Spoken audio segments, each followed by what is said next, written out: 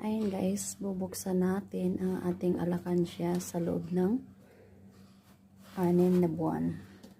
6 o 7 buwan. Ayan. Kung magkano ang laman, tapos ililipat natin dito. Ayan. Ililipat ko siya dito. Hanggang sa bago ako uwi. Bubuksan ko rin to bago ako uwi sa December pag may awa ang Diyos. Ayan guys, binuksan ko na siya. Bibilangin natin kung magkano.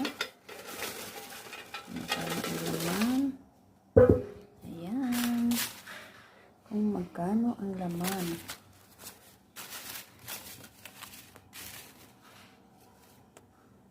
Ayan siya.